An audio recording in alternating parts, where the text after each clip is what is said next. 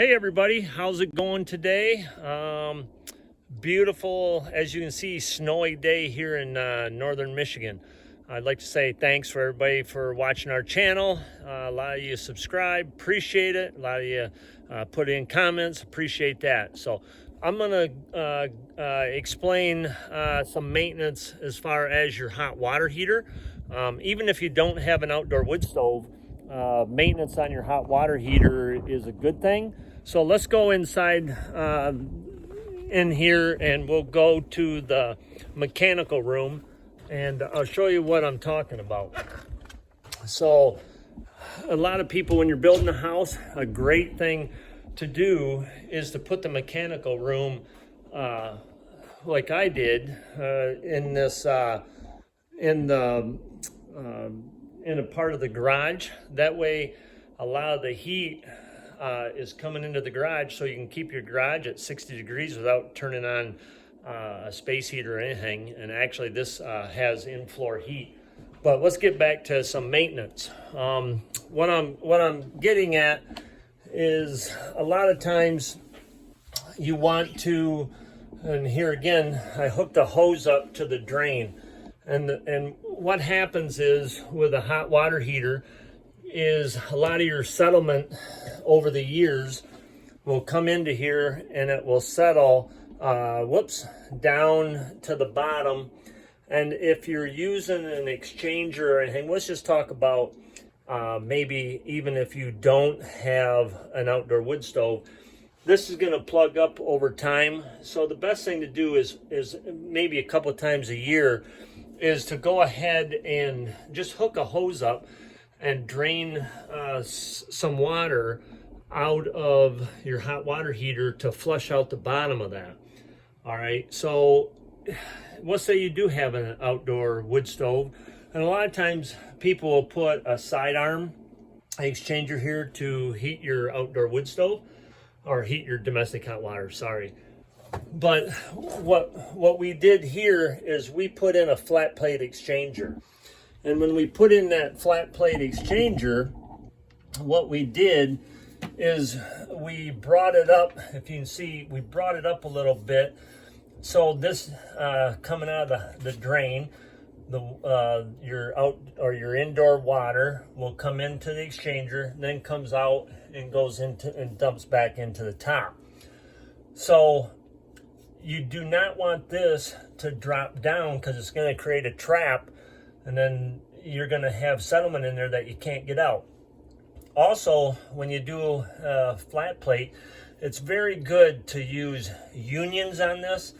That way, if you ever got to take that flat plate out, you can break the unions, clean that flat plate, put it back in. But anyway, here's what we're talking about. Is I use a dishwasher or a wash machine hose, real short hose, you don't have to. And all you want to do is open this valve and run some water. Just run some water through and let it come out and flush out the bottom of that. And what that's doing is it's keeping this clean right through here, so the water will flow good through your exchanger and there's no obstruction. All right, so I do that probably a couple times a year, and just you can let it run for a minute to 2 minutes or so, something like that.